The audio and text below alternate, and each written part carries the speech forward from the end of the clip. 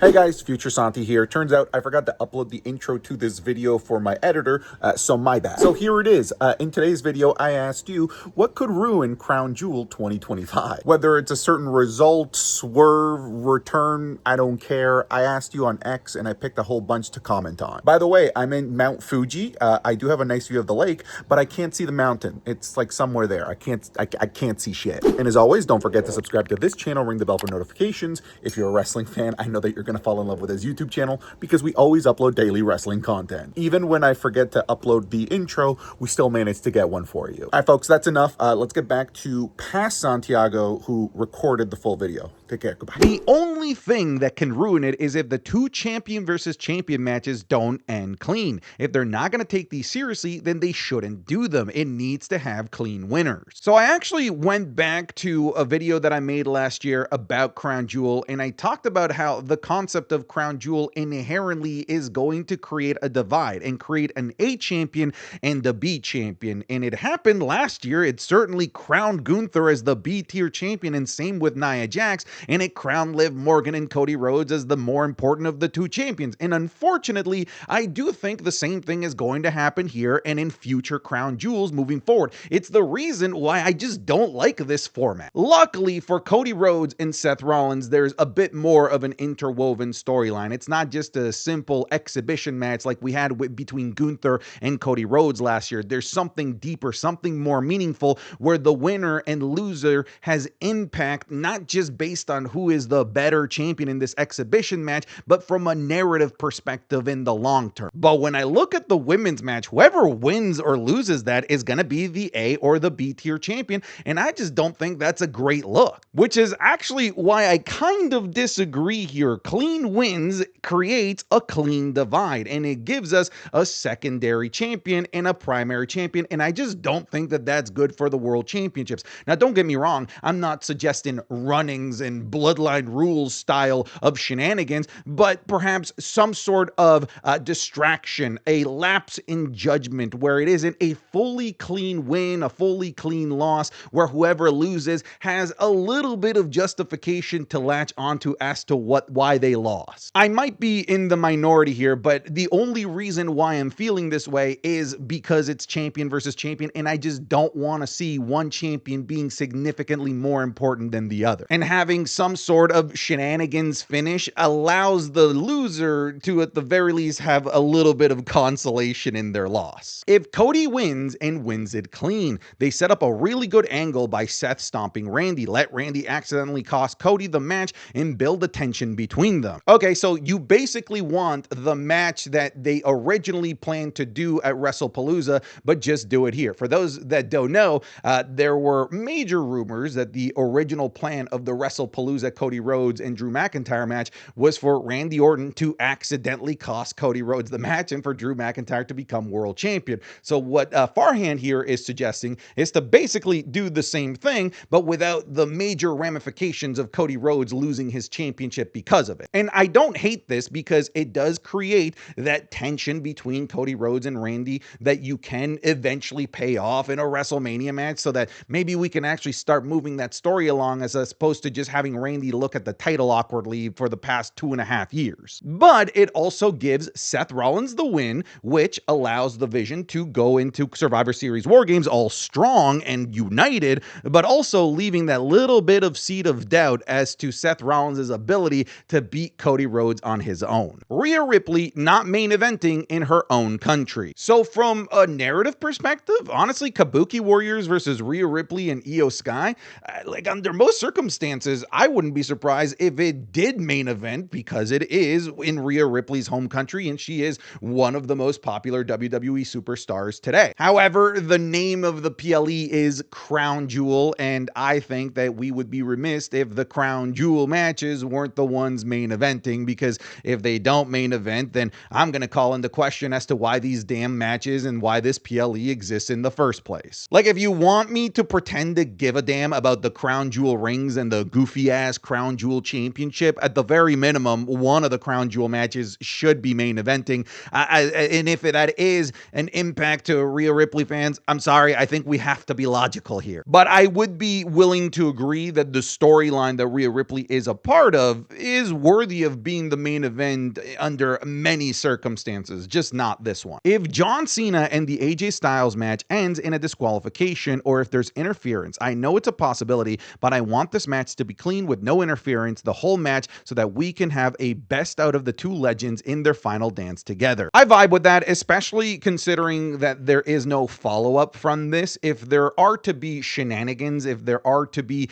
some interferences, you would think it would be to follow it up, but it seems to me very clearly that this is a one-off, both in terms of what we have left for John Cena afterwards and both in terms of how it's been built up. It's clearly been built up as a one-off, and there hasn't been a build at all whatsoever, and WWE hasn't really allowed any room for AJ Styles to build this match on his own. It really is just relying on the nostalgia, relying on the star power alone. So if it's relying on the star power of AJ Styles and John Cena, why put in anyone else not named AJ Styles and John Cena into this match that's been built purely off the names of John Cena and AJ Styles? It wouldn't make any sense. And once the dust settles, what do you do with the interferences? What do you do with the shenanigans? You don't really have much room to do anything with it unless it's like a Dominic Mysterio, which could set up John Cena and Dominic for the IC title. I'm dreaming there, but that to me might be the only interference that I might be able to justify. Essentially, what I'm saying is I'd be okay,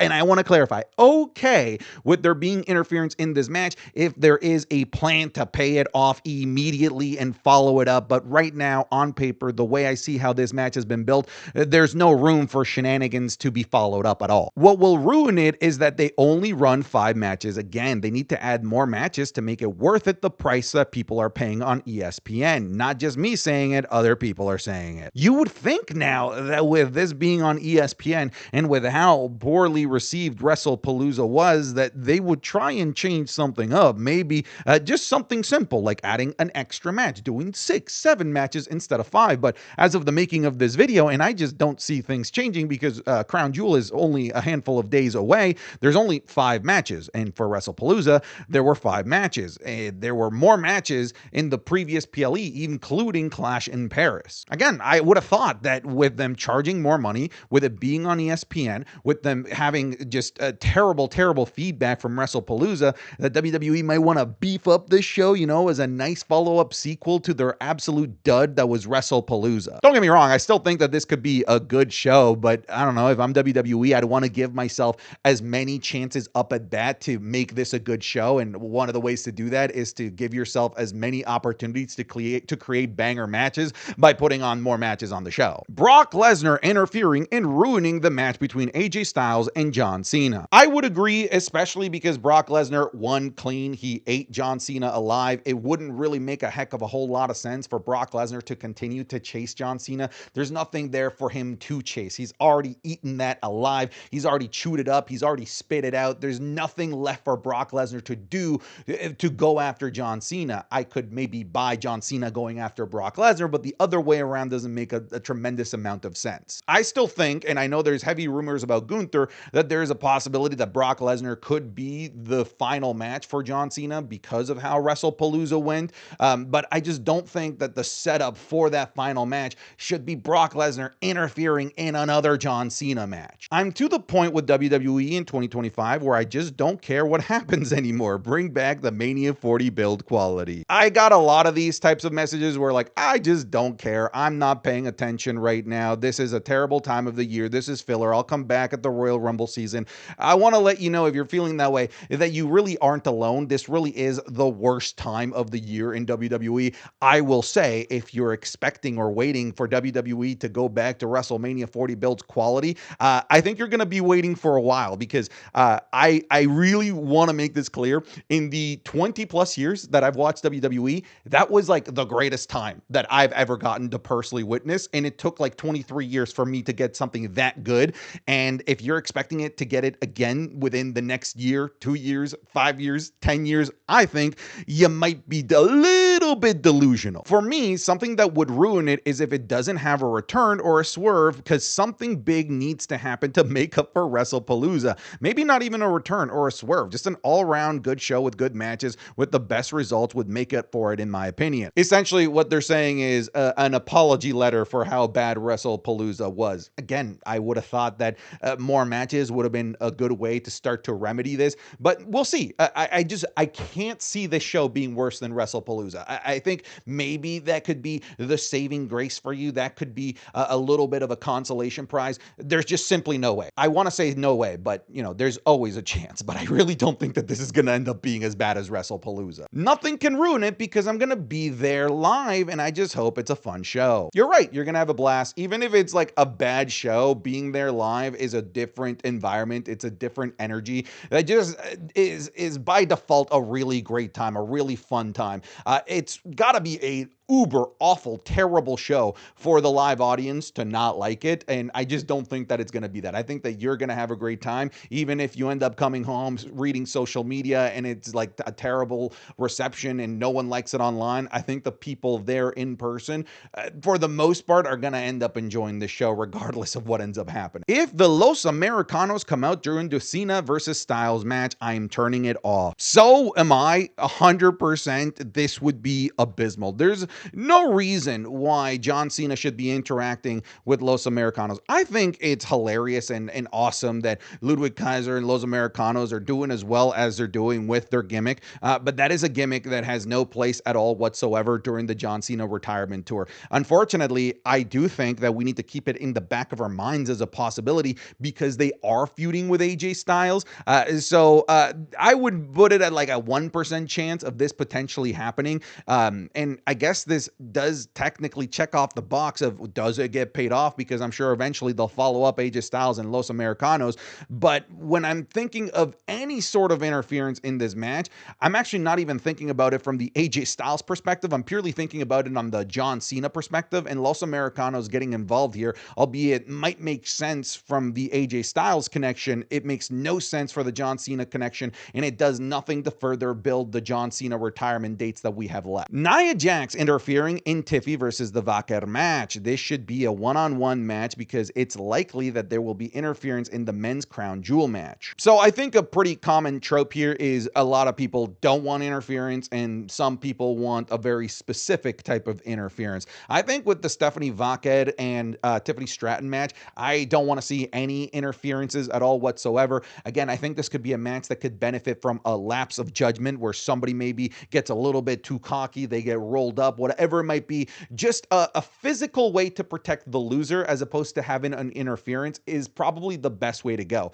If there is an interference, however, Nia Jax would genuinely be the worst possible one because it means that they're just going right back to the default of Tiffany Stratton feuding with Nia Jax, which absolutely nobody wants to see because we've been seeing that since early January. Seth Rollins losing. It makes the Vision seem secondary when they need to be primary, and more importantly, it makes the World Heavyweight Championship seem secondary to the Undisputed Championship instead of equal to it. So that's what Gunther losing last year did to that World Heavyweight Championship. Going into the show, it already felt like a bit of a secondary title because, well, Cody Rhodes dethroned the frickin' tribal chief in his record run. Meanwhile, Gunther is a guy having his first ever World Championship run. But this time around, it's two faces of the franchise, and I don't want to have a quarterback starter and a backup quarterback. I want to have both of these guys be strong. Both of these guys be like top primary champions. I don't want a secondary champion here. Now, Seth Rollins losing here, there's no like saving grace. He would immediately become a secondary champion. Cody losing here, it would most likely be because of interference. That would protect him, and it's Cody Rhodes at the end of the day. He has the Undisputed Championship. He can eat a loss and not be a secondary B-tier champion. But Seth Rollins losing here, I think it does create a tremendous amount of damage to the legacy of that World Heavyweight Championship, to the importance of the Vision, how scary the Vision is, especially going into War Games when they should be looking and feeling like the scariest damn thing in the WWE. Seriously, think about it. Like, why would the grouping of babyfaces need to get together to topple the Vision if they're just losing left, right, and center, and if Seth Rollins doesn't really mean a heck of a whole lot if he's out there taking 4 straight L's to Cody Rhodes? If they don't add any title defenses, I get that the Undisputed and World titles are held in the champion versus champion thing. Fine, defend the Intercontinental or United States or tag titles, anything. A PLE should have at least one title on the line. So until I read this, I didn't realize that there wasn't a title match. You're right. As of the making of this video,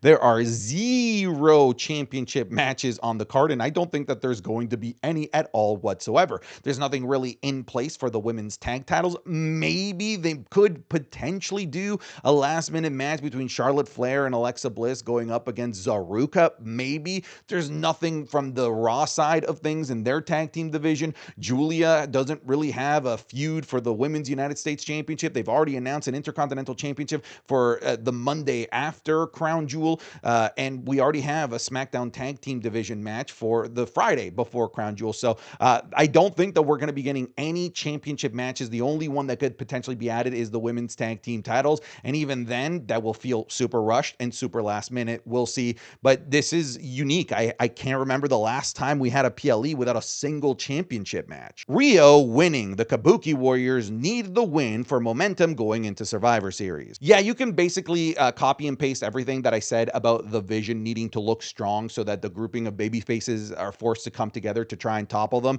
The Kabuki Warriors are clearly going to be the nucleus of the women's heel tag team going into Survivor Series War Games, and I would agree here. I think that they need to look strong. I think that they need to win. I think it is a poor man's bet to bet against Rhea Ripley in Australia. However, I think it's very possible that the Kabuki Warriors lose and then get their heat back by beating up one of them or both of them after the match, just like how they did with Roman Reigns and Bronson Reed off the back of Clash in Paris. If the Kabuki Warriors do lose, and if they don't immediately get their heat back by taking out the baby faces, I don't think that just ruins this match and this feud, but it ruins whatever they have planned going into the Women's Survivor Series War Games match. It's already ruined. I gotta stay up till 1 a.m. for the show to start. Dude, I'm in a unique position. I'm in Japan, and it starts at 9 p.m. like local time here. I'm weirdly in a good position to actually watch the show while traveling, believe it or not. But yeah, rest in peace to all my like West Coasters out in like California. You guys are gotta be up at like 3 or 4 a.m. in the morning.